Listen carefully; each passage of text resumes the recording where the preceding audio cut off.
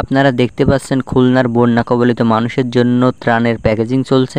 বনবাসীদের জন্য কিন্তু friend circle blood ফাউন্ডেশনের মোট 200 পরিবারের খাবারের ব্যবস্থা করেছে।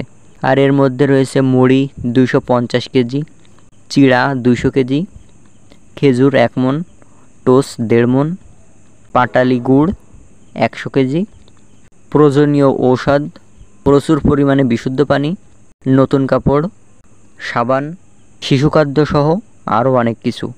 কালকে 200 পরিবারের দায়িত্ব নিয়ে 200 পরিবারকে আমাদের শুকনা খাবার এবং অন্যান্য ঔষধ সামগ্রী এবং পানীয় জলের ব্যবস্থা করছি। এখানে আমাদের প্রত্যেকটা পরিবার 1 কেজি করে চিড়া পাবে, টোস্ট পাবে এবং পাটালি গুড় পাবে, মুড়ি পাবে, খেজুর পাবে, পানি পাবে এবং মোমবাতি সহ ঔষধ সামগ্রী রয়েছে এবং বাচ্চা খাদ্য, যেটা সবথেকে বেশি সংকট, আমরা বাচ্চা খাদ্যটাও দিচ্ছি এবং বাচ্চা খাদ্যের পরিমাণটাও আমাদের রয়েছে। আর 20 বস্তা মুড়ি রয়েছে, 21-22 বস্তা মুড়ি রয়েছে, প্রত্যেকটা বস্তায় 20 কেজি করে মুড়ি রয়েছে। আমাদের চিড়া ছিল 200 কেজি এবং পাটালি গুড় ছিল 100 কেজি মতো। তারপরে খেজুর ছিল আমাদের, খেজুর অবশ্য আমি ওইভাবে খুব বেশি পাই নাই, যার কারণে আমি খেজুরের পরিমাণটা একটু আমাদের কম হয়ে গিয়েছে।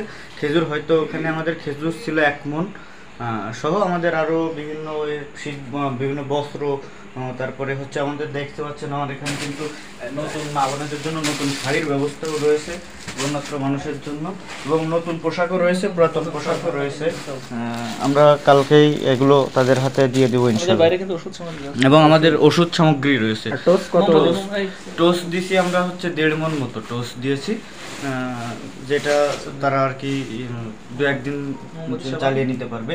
মোমবাতি রয়েছে, সাবান রয়েছে, আরও অনেক সামগ্রী রয়েছে। মোমবাতি প্রত্যেকটা পরিবার 1 পিস করে মোমবাতি পাবে। আমরা 200 প্যাকেট 200 পরিবারের দায়িত্ব নিব ইনশাআল্লাহ। মানে কালকে যাওয়া? জি, কালকে আমরা 200 পরিবারের উদ্যোগকে খাবার এবং পানীয় দেওয়ার জন্য আমরা রওনা দিব ইনশাআল্লাহ। আচ্ছা, ধন্যবাদ সাব্বির। আপনারা দেখতে পাচ্ছেন এখানে কিন্তু পানির বোতল পরিষ্কার করা হচ্ছে। আর এই যে লাইনে কিন্তু অনেক 5 লিটারের পানির বোতল সংগ্রহ করা হয়েছে, যাতে করে বিশুদ্ধ পানি নিয়ে যাওয়া যায় বনবাসীদের জন্য এবং বাড়তি খরচের পরিমাণটা যাতে করে একটু কম হয়। আর এখানে কিন্তু সবুজ ভাই, প্রিন্স ভাই চিড়ার প্যাকেজিংয়ে ব্যস্ত।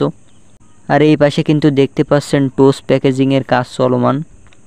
আর এখানে কিন্তু দেখতে পাচ্ছেন প্যাকেজিং করা হচ্ছে চিড়া। আসলে যে যেমনভাবে পারছে সে কাজে লেগে পড়েছে। এতেই বোঝা যায় বর্তমানে জেন জি এর দেশপ্রেম। সবার কথা একটাই, বনবাসী মানুষের কাছে ত্রাণ পৌঁছে দিতেই হবে।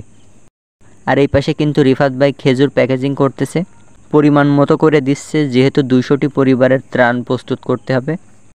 আর এই পাশে আরও কিছু টোস্ট, কার্টুনে খেজুর, কার্টুনের পাশে মোমবাতি, আর তার পাশেই নতুন ও পুরাতন পোশাক। আর এই পাশে কিন্তু বস্তার পর বস্তা মুড়ি, আর তারপরেই চিড়া। এখনও প্রচুর কাজ বাকি আছে, মুড়ি পাটালি প্যাকেট করা বাকি আছে। তো সব কিছু ঠিকঠাক থাকলে 28 তারিখ মানে কালকে ত্রাণ খুলনার পাইকগাছার 3টে গ্রামে পৌঁছে যাবে ইনশাল্লাহ।